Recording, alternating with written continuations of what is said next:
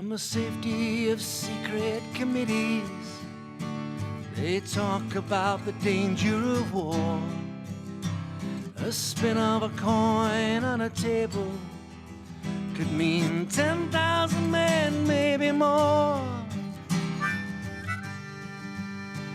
They sanitize all their decisions, far from the smell of the gun.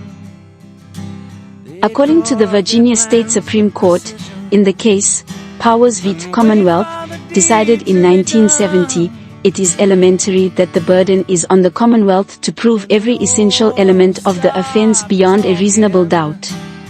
In 2008, the year in which Barack Obama was historically elected as the first African American president, the Virginia Supreme Court had decided the case Bishop v. Commonwealth, and had observed that this fundamental precept has been the bedrock of Virginia's criminal jurisprudence since the inception of this Commonwealth, citing as an example of this fundamental right the 1888 case of Savage v. Commonwealth, reiterating that in a criminal case, the defendant is entitled to an acquittal, unless his guilt is established beyond a reasonable doubt.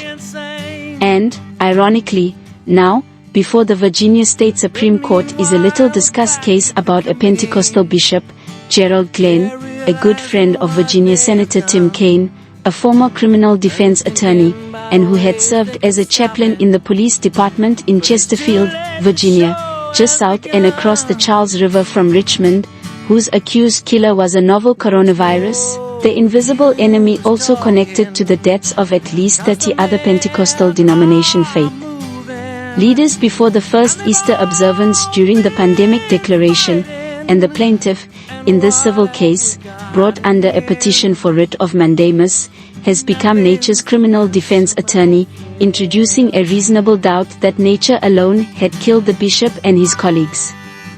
And yet not even one social justice minister who joined mobs in protests, looting, and even burning churches in a pandemic for George Floyd raised even a question about the death of Bishop Glenn. In 2007, when Barack Obama was beginning his quest to ascend to the White House, the Virginia Supreme Court stated, in Ellison v. Commonwealth, because of the stringent standard of proof the law imposes upon the prosecution, finders of fact must acquit unless they find each element of the crime charged to have been proved beyond a reasonable doubt. Many in the ACLU may quote Johnny Cochran, "If the glove don't fit, you must acquit," but not even they believed that the life of Bishop Glenn was a black life that mattered. And, in Washington v. Commonwealth, that same year, the Virginia State Supreme Court had stated, the burden of proof upon the state in a criminal case was given constitutional status in re Winship, decided by the U.S. Supreme Court in 1970, wherein that court stated, that the Due Process Clause protects the accused against conviction except upon proof beyond a reasonable doubt of every fact necessary to constitute the crime with which he is charged. Yet, even when evolutionary biologists had attempted to place the blame upon raccoon dogs who hibernate during winter months for more deaths worldwide than the Holocaust in half the time, including the tragic deaths of over 17,400 young people, worldwide, below the age of 20, not even environmentalists were defending animal rights. Before the first anniversary of the pandemic declaration, over 527,000 Americans had died, more deaths than both world wars, the conflict in Southeast Asia, and the terror attacks on 9/11 combined, including in that death toll at least 73,000 African Americans, where race was known, and today, as the emergency declaration has quietly ended, over 1 million Americans have died, while the same scientists promoting the safe and effective vaccines have convinced many that this was all simply because of some simple accident of nature. But in a criminal prosecution, a defendant has a right to confront her accusers, and nobody is talking about believing that woman. Major Mike Webb is the grandson of a black preacher and franchise martyr, whose assailants were not even investigated in North Carolina, just across the state line below Danville, Virginia, and in September 2022, he brought a case to the Chesterfield prosecutor, Stacey Davenport, raising a reasonable doubt that a highly contagious disease had killed the Pentecostal bishop, but the press never got around to that. Major Mike Webb is not only a graduate of the most competitive private college in the Commonwealth of Virginia, but also the most junior commissioned officer to have ever served as the operations officer for all U.S. Army strategic counterintelligence in the continental United States, where he had helped to stand up the Armed Forces Medical Intelligence Center, the precursor to the National Medical Intelligence Center that George Stephanopoulos had claimed had alerted the former president about an emerging public health threat in China in November 2019, but according to the Republican prosecutor in Chesterfield, he is not a competent witness.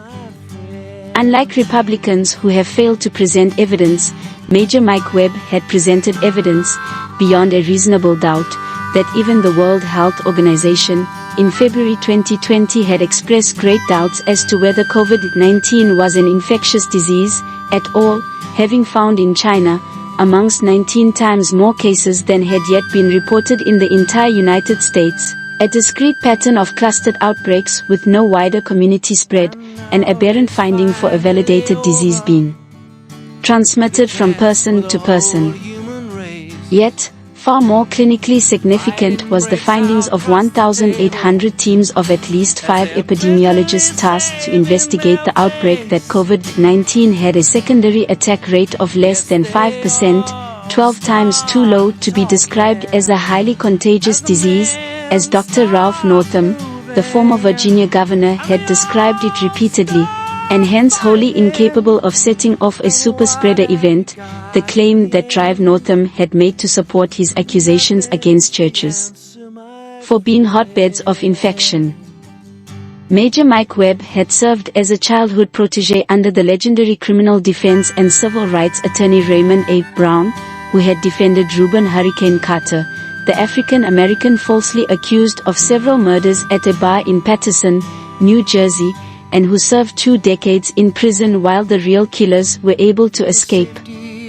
Quite simply, by the science, a novel coronavirus lacked the capability to zoonotically evolve or escape from a laboratory and develop into a pandemic, much less infect and kill Bishop Glenn and 30 other faith leaders before the first Easter in pandemic, and the data speak for themselves.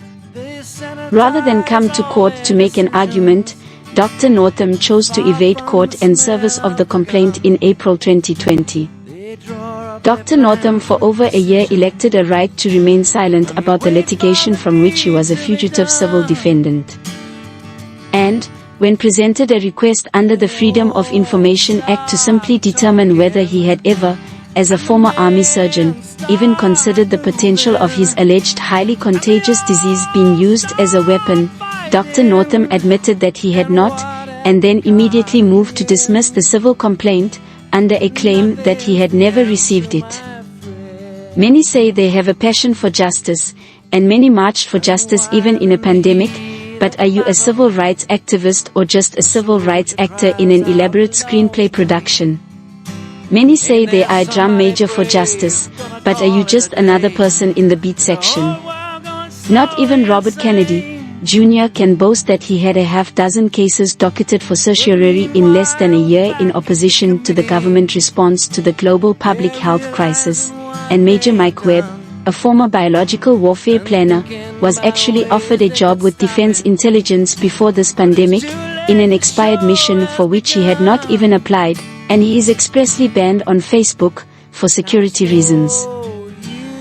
At the beginning of the Trump administration, Democrats in Richmond made headlines attacking Republicans for attempting to outlaw protests, increasing penalties for the misdemeanor charge of trespass, but when Major Mike Webb was arrested for trespass in an abortion mill, progressive state and federal courts in Alexandria decided to roll back a provision of the Civil Rights Act of 1964 that had been recognized by the Warren Court during the integration of lunch counters in Atlanta. Malcolm X would say that you've been bamboozled, and you say you are speaking truth to power.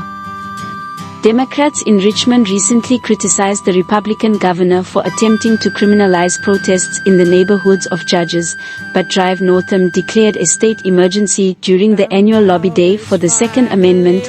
But have you ever made a legal argument in a courtroom?